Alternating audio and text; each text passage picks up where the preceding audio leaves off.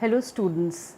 In the last session, I have given you some importance of growth and development and principle of growth and development, difference between growth and development, and stages of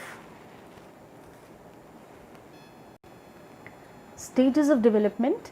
And in stages of development, in the last session, I have told you about childhood. What is childhood? What are the problems parents face in childhood, and what are the characteristics of childhood?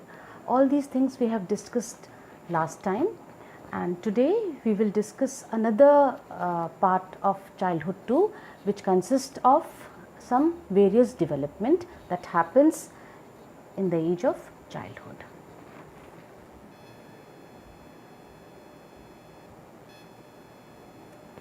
Now, various development in early childhood. The very first development is physical development. सबसे पहला जो विकास होता है वो बाल्यावस्था का जो है वो शारीरिक विकास है। जब बेबी जन्म लेता है तो उसका जो औसत भार है, एवरेज वेट है, वो 2.5 kg का होता है, यानी कि वो 2.5 किलो का होता है। और 2.5 किलो से 3.5 किलो को एक नॉर्मल वेट या एक हेल्दी बेबी के वेट को माना जाता है कि अगर वो 2.5 किलो से 3.5 किलो के बीच में उसका वेट है उसके जन्म के समय में, तो उसको बहुत अच्छा माना जाता है, हेल्दी बेबी का वेट होता है।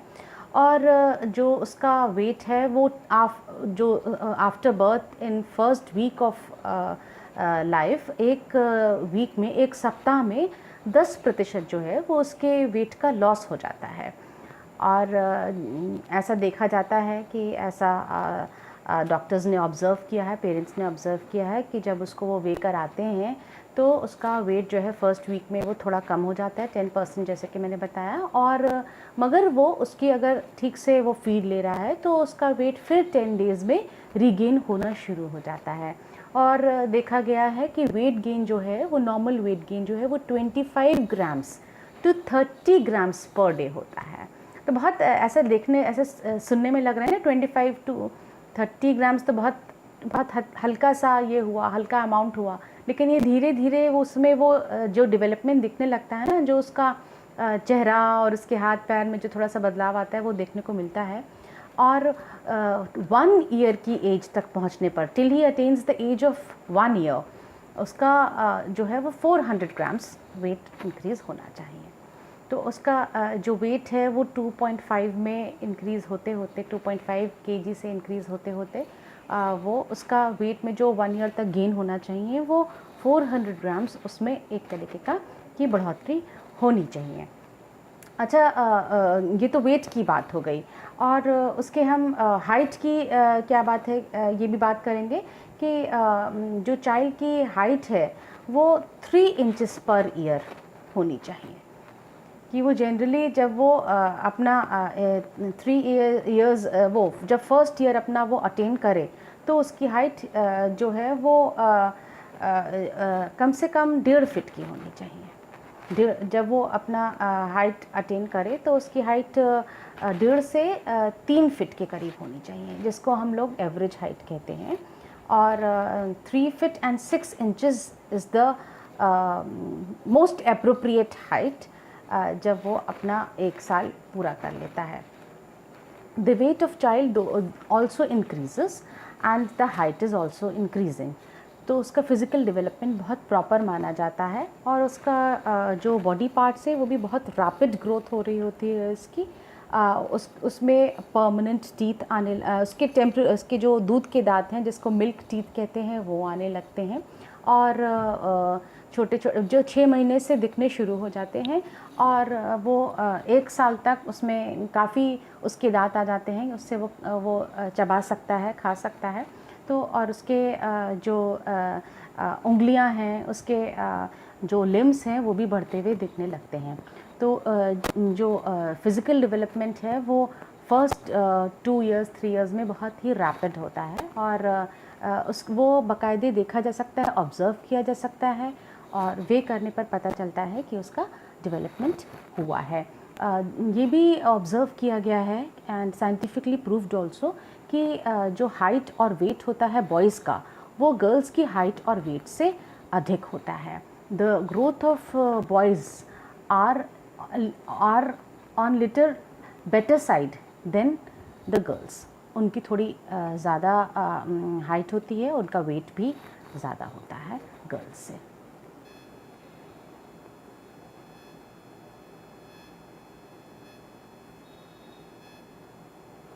नेक्स्ट इज इमोशनल डेवलपमेंट, यानी कि संवेगिक विकास. जैसा कि मैं हमेशा सब अपने स्टूडेंट्स को बताती रहती हूँ कि this is the most important development in human being and which is the foundation of social development. Without emotion social development is not possible, and on the same hand the physical development of the child also get affected if the emotional development is not better or not on the positive side.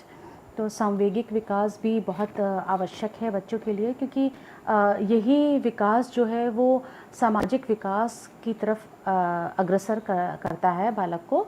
और अगर संवेगिक विकास सकारात्मक नहीं है तो वो एक तरीके का उसके विकास में बाधक बनता है. जो उसका शारीरिक विकास, उसके मानसिक विकास में भी बाधक हो जाता है अगर उसका सामवेगिक विकास बहुत सकारात्मक नहीं है. तो जो कई तरह के इमोशंस होते हैं, जैसे कि फियर है, एंगर है, ग्रीफ, क्यूरोसिटी है, जॉय है, प्लेजर, जेलस, डिलाइट, ये सारे तरीके के इमोशंस बच्चे में डेवलप कर रहे होते हैं. और जो चाइल्डहुड में इस तरीके के जो डेवलपमेंट होते हैं वो उसके आगे के भविष्य में भी उसका व्यवहार को जो है वो प्रभावित करते हैं, और उसी पर आधारित भी होता है कि वो कितना किस चीज़, क्या उसका इमोशंस जो है वो हायर साइड में है, कौन सा इमोशंस उसका लोअर साइड में है.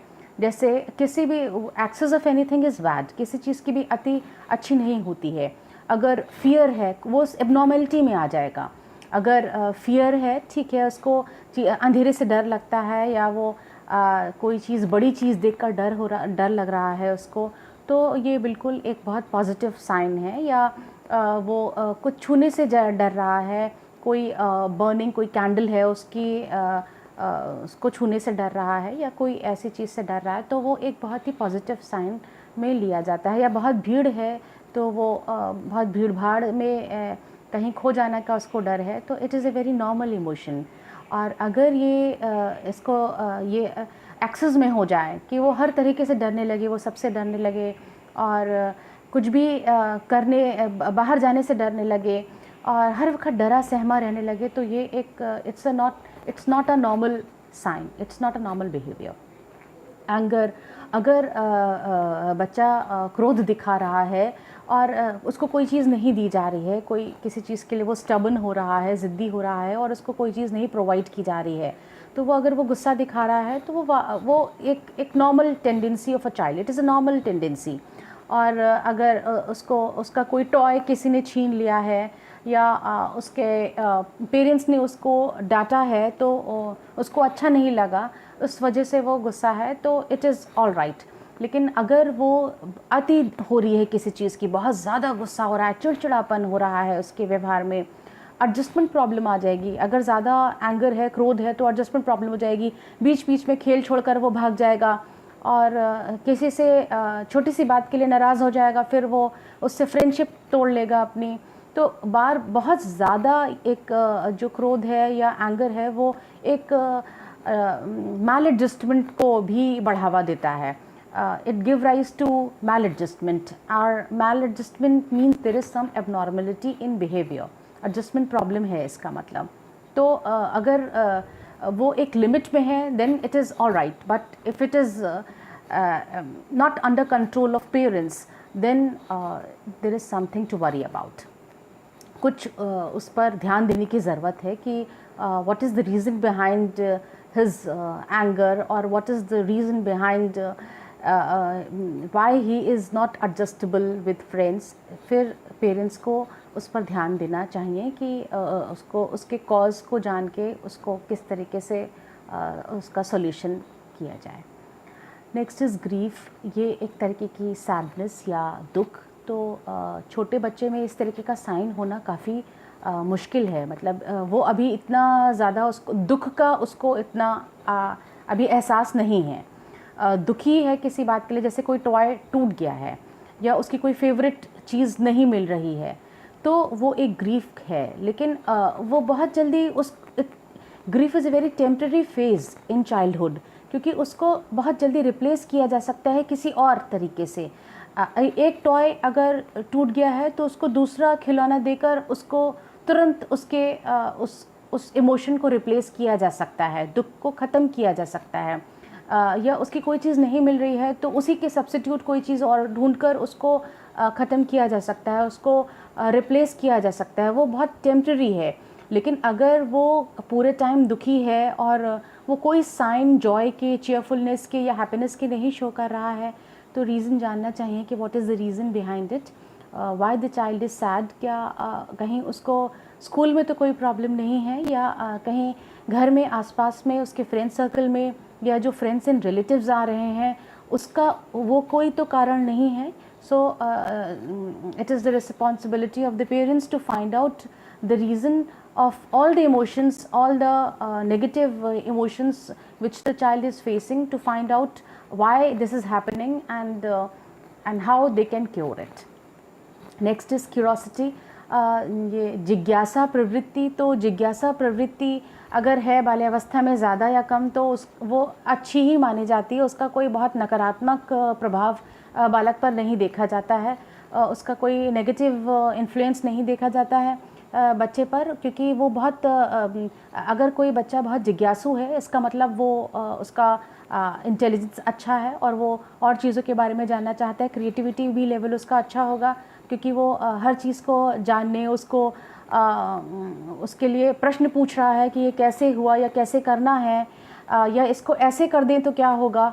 तो ये जिज्ञासु प्रवृत्ति के बालक हैं, और अगर वो उसके ज़्यादा भी है तो भी कोई इसमें नेगेटिव बात नहीं है, कोई नकारात्मक इसमें कोई भी बात नहीं है। और अगर वो कम है या कम जानना चाहता है या काम भर का जानना चाहता है तो भी okay. It is an average one of the average quality of this emotion. Next is Joy, happiness. ये तो एक अच्छा ही है कि बच्चा अगर जॉयफुल है, चीयरफुल है, तो ये अच्छा इमोशन है कि बच्चे में ये इमोशन डेवलप हो रहा है और वो चीज़ों को देख के खुश हो रहा है। जब उसको कोई चीज़ दी जाती है, कोई गिफ्ट दिया जा रहा है या उसके फेवरेट कोई ड्रेस उसको पहनाई जा रही है, तो वो चीयरफुल है, हैप्पी है। और उसका बर्थडे सेलिब्रेशन हो रहा है तो वो उसमें खुश है, और कहीं घूमने जा रहा है अपने पेरेंट्स के साथ में, या उसके कुछ फ्रेंड्स आ जा रहे हैं, मिक्सअप हो रहा है। So it is a very good emotion which is developing in the age of childhood, and उसको और बढ़ावा भी देना चाहिए। Cheerful personality is acceptable everywhere, and cheerfulness and joyfulness अगर होती है किसी बच्चे में तो वो उसका सोशल एडजस्टमेंट बहुत अच्छा होता है, उसके बहुत फ्रेंड्स होते हैं, और वो उसका जो एक अपने फ्रेंड्स, अपने टीचर्स, अपने सिबलिंग्स के साथ जो रिलेशन होता है वो भी बहुत ही अच्छा होता है। So it's a very good quality. और इसको पेरेंट्स को अगर हाँ एक बात और देखी गई है कि अगर पेरेंट्स चेयरफुल रहते हैं, अगर घर का माहौल जो है वो अच्छा है, हंसी खुशी का है, तो उसका प्रभाव भी बच्चे पर पड़ता है और वो भी खुश मिजाज होता है। तो it's a good quality and it develops from the childhood only. Pleasure, किसी भी चीज़ में सुख प्राप्त करना। तो जैसा अगर बालक चेयरफुल है, अगर उसमें जो सारी एवरेज क्वालिटीज़ हैं, जो एवरेज डेवलपमेंट अगर उसके हो रहे हैं इमोशंस के, तो वो हर चीज़ में लुत्फ़ उठाएगा, उसको पसंद करेगा, सुख उसको मिलेगा। जैसे अगर म्यूज़िक चल रहा है तो उसको म्यूज़िक सुनने में भी अच्छा लगेगा, वो उसको प्लेजर महसूस होगा। अगर वो उसको डांस पसंद है और कहीं कुछ डांस नंबर आ रहा है टीवी पर तो वो खुश होगा, वो भी उसमें इन्वॉल्व होगा। और जो भी उसके फेवरेट चीज़ें हैं, अगर मम्मी उसकी कुक करती हैं तो उसको उसलिए वो हैप्पी होगा, उसको अच्छा लगेगा कि उसकी फेवरेट चीज़ें उसके लिए कुक की गई हैं।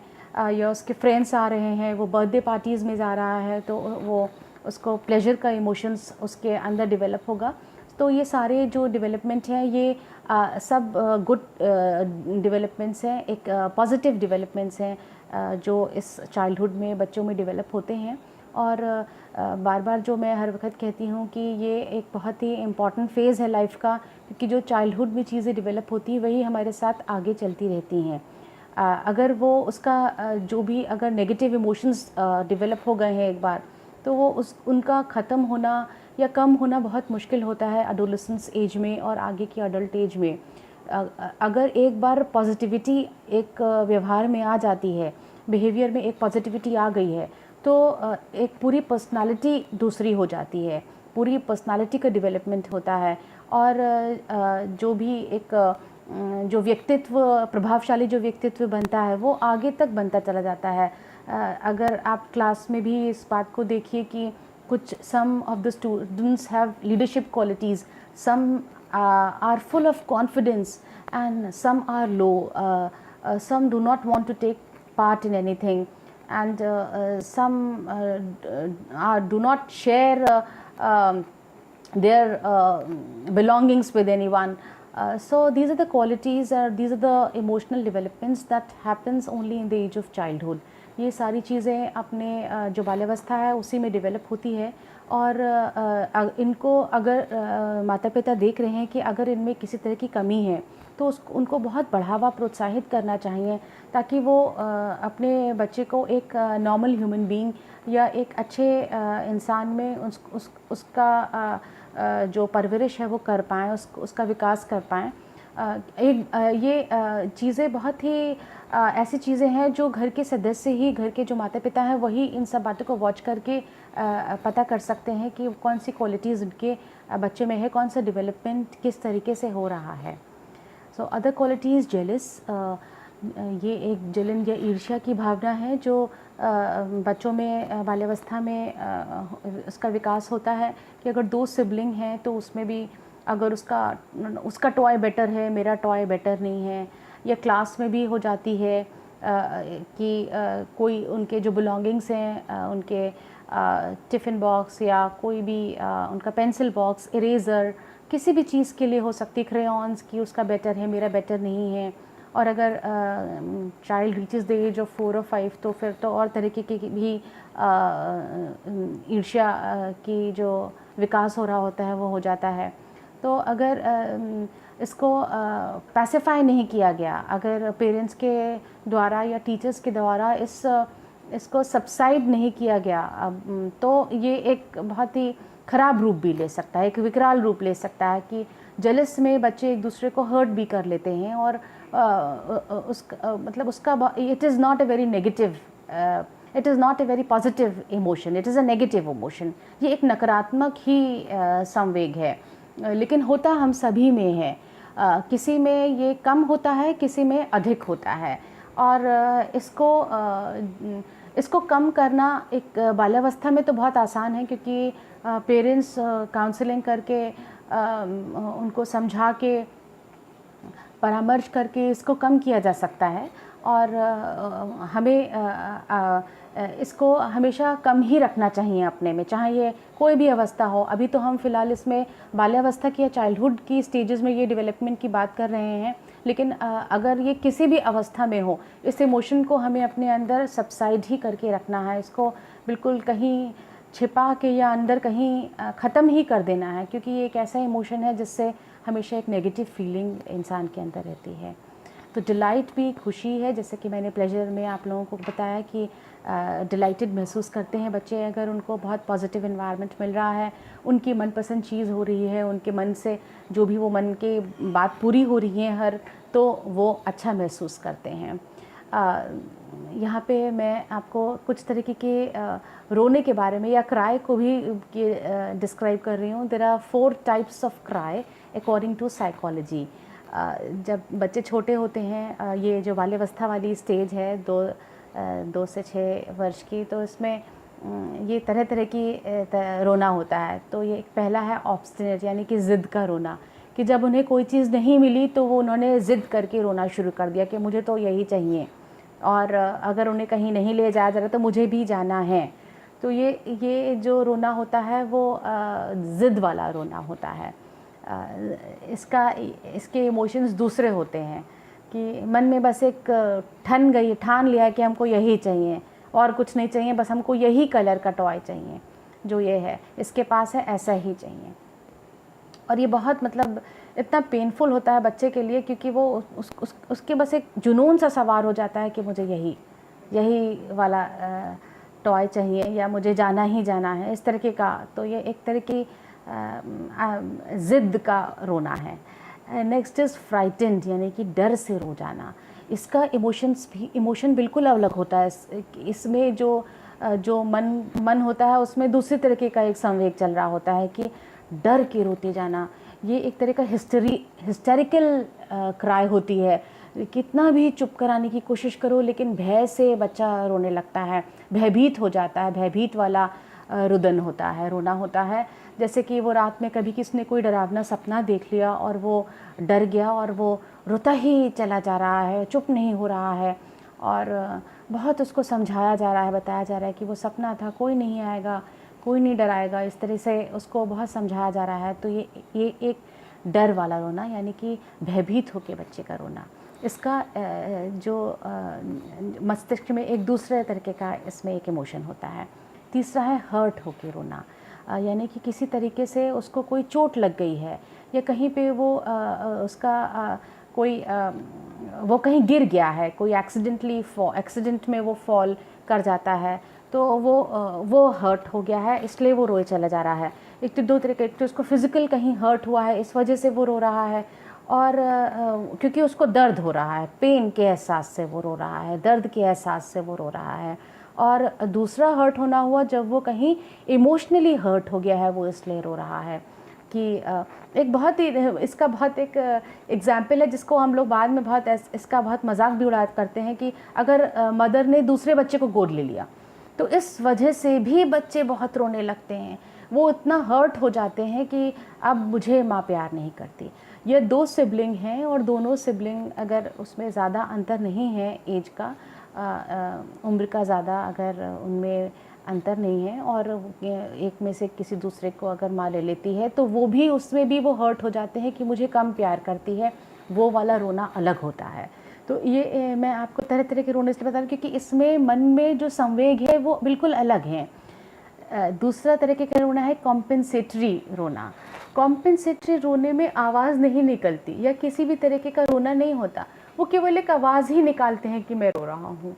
जैसे एक हमिंग आवाज़ होती है कि खाली लोगों को महसूस कराना कि देखो मैं रो रहा हूँ, लेकिन वो रोना नहीं होता।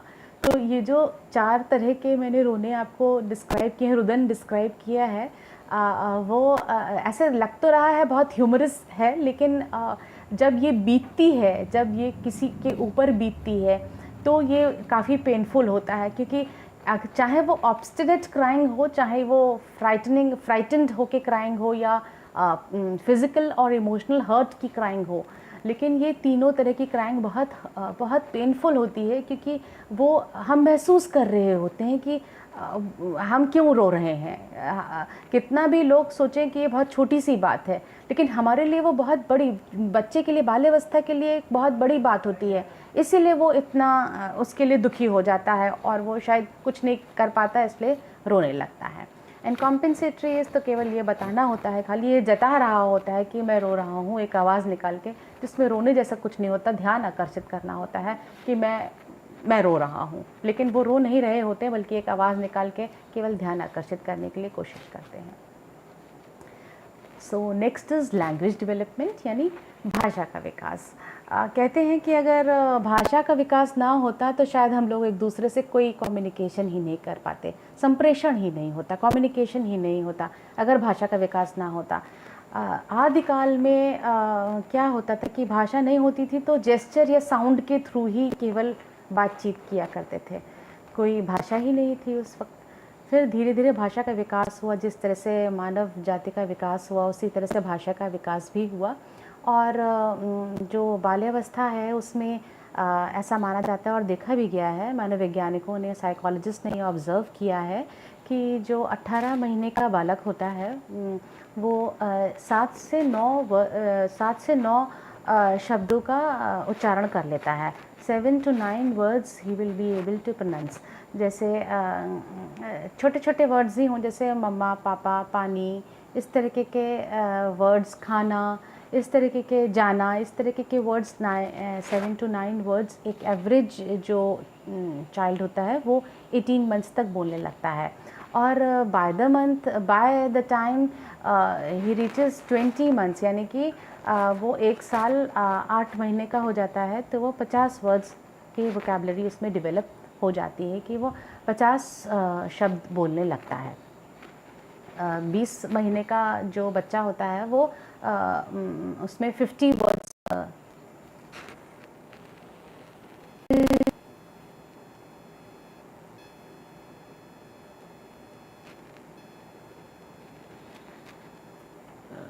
जो 20 मंथ्स का बच्चा होता है वो 50 वर्ड्स अराउंड बोलने लगता है। और धीरे धीरे ये डेवलपमेंट बढ़ता ही जाता है डे बाय डे, जब वो फिर थोड़े थोड़े वर्ड्स को ज्वाइन करके सेंटेंस बनाने लगता है और वो छोटे छोटे सेंटेंस बोलने लगता है। सो और लैंग्वेज डेवलपमेंट का सबसे ज़्यादा एक जो प्रभावशाली माध्यम है, मीडियम है, वो पेरेंट्स हैं। अगर पेरेंट्स बहुत शांत हैं या घर में कोई भी बातचीत करने वाला नहीं है तो लैंग्वेज डेवलपमेंट बहुत लेट होता है। अगर बच्चा किसी को सुन ही नहीं रहा है बोलते हुए तो उसका डेवलपमेंट भी लो होगा, लो साइड में होगा, वो कम वर्ड्स बोलेगा, वो कम सेंटेंसेस बोलेगा। तो लैंग्वेज डेवलपमेंट का जो एक मीडियम है, इसका जो प्रभावित करता है सबसे ज़्यादा, वो पेरेंट्स के बोलना या घर में भी जो बोल रहे हैं, जो उसकी परवरिश कर रहे हैं, उनके बोलने पर भी आधारित होता है कि अगर वो किसी को सुनेगा तभी तो वो सीखेगा।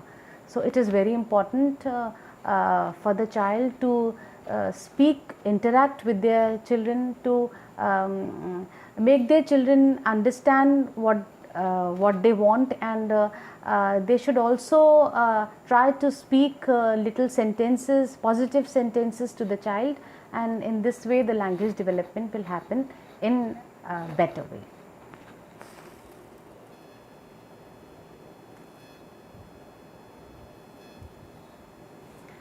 नेक्स्ट इज़ सोशल डेवलपमेंट, यानी कि सामाजिक विकास। जैसे कि मैंने पीछे की स्लाइड में ये डिस्कस किया था कि अगर इमोशनल डेवलपमेंट, अगर सामवेगिक विकास अच्छा है तो सोशल डेवलपमेंट, सामाजिक विकास अपने आप ही अच्छा होता है। क्योंकि अगर हम पॉजिटिव बिहेवियर है तो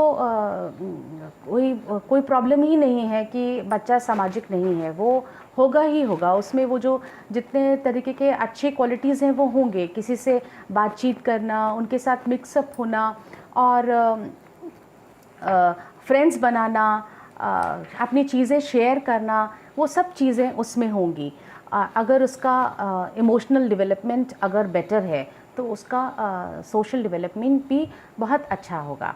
जैसे बहुत बार ये देखा गया है कि जब स्कूल में बच्चे जाते हैं तो उनमें स्कूल के अपने पेयर ग्रुप के साथ वो तमाम चीज़ें सीखने लगते हैं। जैसे कि एक तरीके से शेयरिंग और केयरिंग तो वो सीखते ही हैं, लेकिन कुछ नेगेटिव क्वालिटीज़ भी सीख जाते हैं, जैसे कि झूठ बोलना और एक दूसरे को परेशान करना, ये सब भी सीख जाते हैं। तो ये एक नेगेटिव क्वालिटीज़ हैं, लेकिन अगर प्रॉपर गाइडलाइंस पेरेंट्स के दी जाए उनको, और अगर उनके टीचर उन पर ध्यान दे, तो ये सब चीज़ों को बिल्कुल ख़त्म किया जा सकता है। It could be avoided.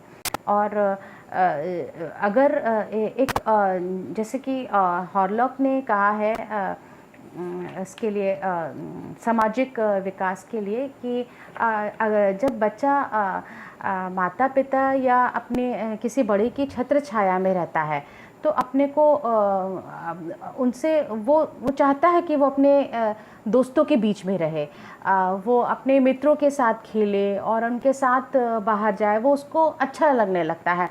तो ये एक अच्छा साइन है कि वो अब केवल अपने मम्मी पापा के साथ ही नहीं बल्कि और लोगों के साथ भी मिक्सअप होना चाहता है, क्योंकि बहुत बारी many a times it is seen that some children are very much attached to their parents. They do not want to go anywhere, they do not want to mix up with their friends, with their relatives, and do not want to participate in any activity. So this is not a very good sign. This is unsocial sign, unsocial development. अच्छा development, social development यही है कि जब वो एक दूसरे को support कर रहे हैं, उनके साथ वो खुश रह रहे हैं, खेल कूद रहे हैं, और वो उसमें खुश हैं और उसको उन सारी चीज़ों को इन्जॉय कर रहे हैं। तो ये एक बेटर जो है वो एस्पेक्ट है सोशल डेवलपमेंट का, क्योंकि उसमें केवल वो एक शेयरिंग केयरिंग या उनकी जो खेल कूद ही नहीं है, बल्कि उसमें एक रिस्पॉन्सिबिलिटी, एक कंपटीशन और जो ये वाली चीज़ें भी उनमें डेवलप होती हैं कि किस तरीके से वो कॉन्फिडेंस, कैसे वो आत्मनिर्भर बने, वो जो उत्तरदायित्व उनमें विकास हो, और एक दूसरे वो कंपटीशन की भावना हो, प्रतियोगिता की भावना हो। तो ये सारी चीज़ें सोशल डेवलपमेंट में चाइल्डहुड में ही हो जाती हैं, और इसको प्रमोट करना चाहिए, इसको और बढ़ावा भी देना चाहिए पेरेंट्स को। Next is mental and cognitive development, यानी मानसिक विकास। And in this stage of childhood there brain uses to think, learn, read, remember, pay attention and solve problem. जैसा फिज़िकल डेवलपमेंट हो रहा है, इमोशनल डेवलपमेंट हो रहा है, सोशल डेवलपमेंट हो रहा है, मेंटल डेवलपमेंट भी वैसे ही हो रहा है। बच्चे सीखने का प्रयास कर रहा है, पढ़ने का प्रयास कर रहा है, पढ़ना सीख रहा है, छोटी छोटी प्रॉब्लम्स सॉल्व कर रहा है, उसकी थिंकिंग एबिलिटी, उसकी मोटर स्किल्स डेवलप हो रही हैं, और वो और भी चीज़ों को करने के लिए जिज्ञासु हो रहा है, उत्सुक हो रहा है, कि ना कि केवल वो अपने खेल कूद या इस तरीके की चीज़ों पर, बल्कि वो उसका विकास जो है वो सब मानसिक जो उसका विकास हो रहा है, उससे वो दूसरों की चीज़ों से वो दूसरी चीज़ों से क्या चीज़ें नई फ्रेम कर सकता है, क्या सिस्टमैटिक चीज़ों को वो लगाना सीख रहा है, अपने बुक्स को ठीक से लगाना सीख रहा है, टाइम टेबल के हिसाब से अपना स्कूल बैग लगाना सीख रहा है। तो ये उसका मेंटल और कॉग्निटिव डेवलपमेंट भी उसके और डेवलपमेंट के साथ साथ होता जा रहा है, और किस तरीके से उसको और इम्प्रूव किया जा सकता है, किस तरीके से उनको और क्रिएटिव चीज़ों में लगाया जा सकता है। जैसे if the child is very hyper active, तो उसके लिए क्या करना चाहिए, उसको तरह तरह की एक्टिविटी में इन्वॉल्व करना चाहिए, उसके माइंड को डाइवर्ट करना चाहिए और क्रिएटिव एक्टिविटीज़ में, उसको गेम्स में या किसी पेंटिंग में, जिसमें भी उसको इंटरेस्ट आता है, उसकी एनर्जी को चैनलाइज करना चाहिए, और ताकि उसका माइंड डिस्ट्रक्टिव चीज़ों में ना जाए। सो these are the things which is very important for teachers and parents to look, कि अगर उनका बच्चा हाइपर एक्टिव है या वो उसका आईक्यू लेवल बहुत हाई है, तो कैसे उसकी एनर्जी को चैनलाइज किया जाए, और कैसे अगर वो उसका आईक्यू लेवल हाई है तो उसको कैसे और चीज़ों में उसको लगाया जाए, ताकि वो अपने आप को ऐसा ना समझे कि अगर उसका हाइपर एक्टिव है और उसकी एनर्जी चैनलाइज नहीं की गई तो वो डिस्ट्रक्टिव हो जाएगा, वो फिर एक तरीके का प्रॉब्लम चाइल्ड की तरह हो जाएगा, जो लोगों को डिस्टर्ब कर रहा है या बहुत तोड़ फोड़ कर रहा है। और अगर उसका आईक्यू लेवल हाई है और अगर उसके दिमाग को कहीं और ना लगाया जाए, कोई और एक्टिविटीज़ में ना लगाया जाए, तो वो डल चाइल्ड बन जाएगा, वो फिर उसका इंटरेस्ट पढ़ाई में ख़त्म होता चला जाएगा, जो भी क्लासरूम में हो रहा है वो ख़त्म होता चला जाएगा। So it is a great responsibility of a teacher as well as parents to find out the development in their child and to promote in the same manner.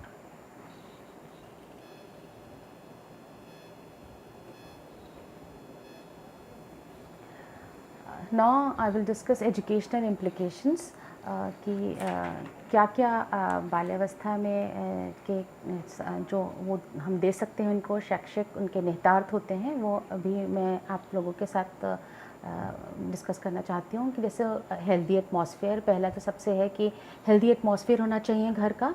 अगर घर का वातावरण अच्छा है, बहुत सब खुश मिजाज हैं और हर तरीके से सब लोग एक दूसरे को सपोर्ट करते हैं, कोऑपरेट करते हैं, तो ये जाहिर सी बात है कि सब बच्चों में भी ये क्वालिटी आएगी, क्योंकि वो सब अपने पेरेंट्स को ही इमिटेट करते हैं, वही उनकी आइडियल्स होते हैं।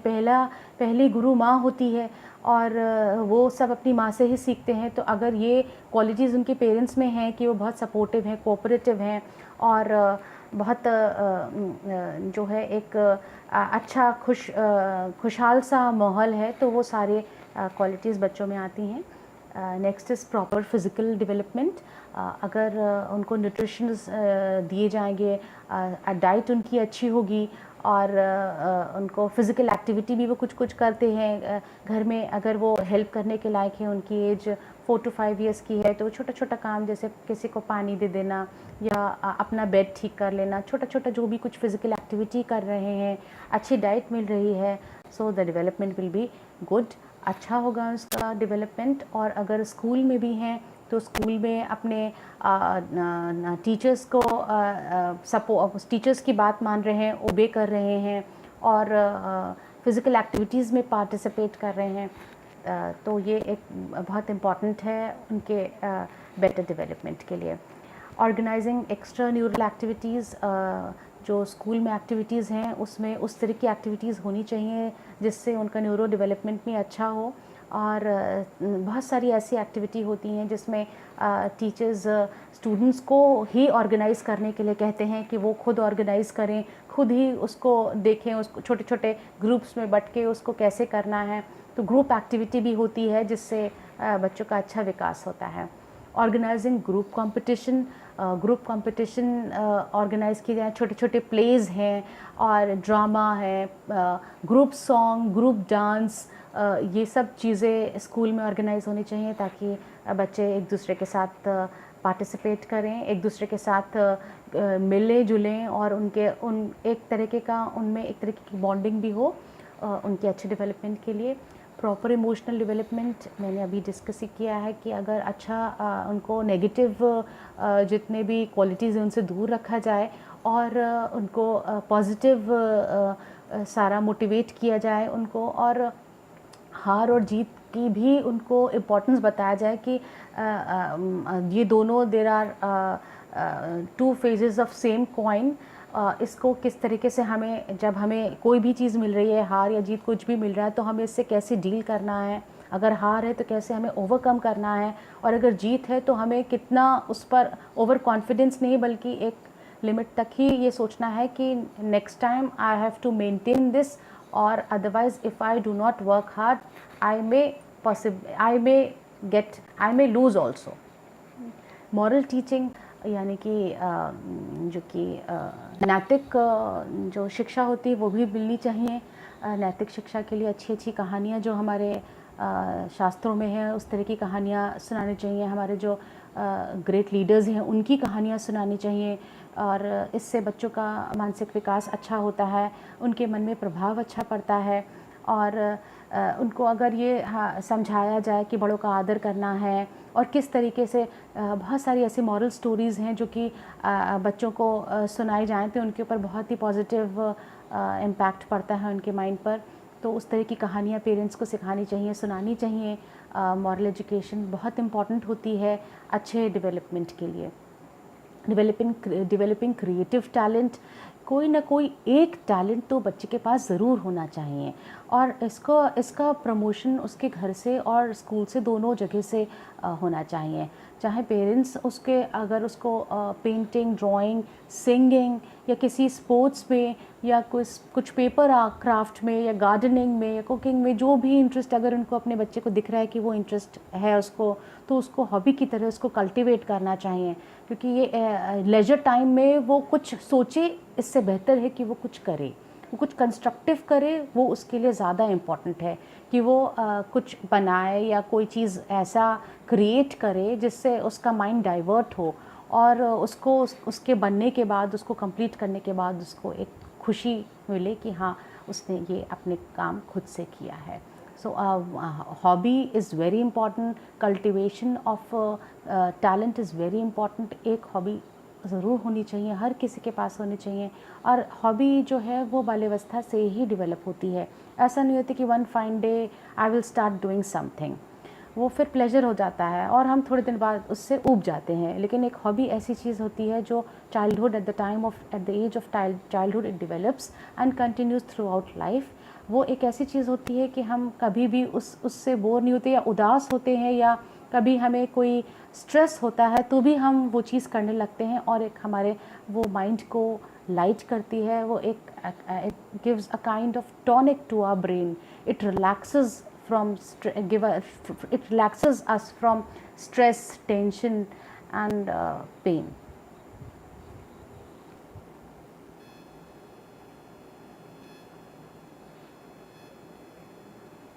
So today I have discussed various types of development. और ऐसा लगता है कि ये सारे जो डेवलपमेंट हैं ये हम लोगों के साथ भी इसी तरह से हमारा भी विकास हुआ होगा और हम इतने बड़े हुए होंगे. तो कहाँ क्या चीज़ किस तरीके से करनी है वो भी हमारे लिए जानना बहुत ज़रूरी है. किस तरीके से एक हम बेटर ह्यूमन बींग्स में अपने बच्चों को बाल्यावस्था में अगर प्रॉपर ट्रेनिंग दी जाए तो वो किस तरह से एक बेटर ह्यूमन बींग में डेवलप हो सकते हैं. और हेल्दी चाइल्डहुड के लिए एक healthy atmosphere, proper physical development is important, social development is important, emotional development is important and एक बेटर ह्यूमन बीइंग के लिए ये सब चीज़ें, ये सारी क्वालिटीज़ बहुत इम्पॉर्टेंट होती हैं. और हम अपने जीवन को सार्थक कर पाएँ, हम कुछ अपने जीवन में कर पाएँ और यही हमारा एक उद्देश्य होता है, एक बेटर ह्यूमन बीइंग बन पाएँ और किसी के काम आ पाएँ, अपने काम आ पाएँ और किसी के काम आ पाएँ, तो हमारे जीवन का उद्देश्य पूरा होता है. सो ये एक विकास है जो हमने कुछ विकास डेवलप करे, आपको डेवलपमेंट के बारे में बताया, कुछ जो डेवलपमेंट होते हैं ह्यूमन बीइंग में उसके बारे में बताया.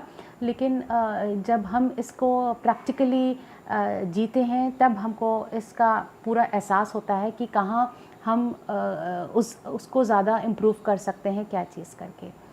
So I hope today's session was fruitful to you, and we will meet in the next session with more new topics.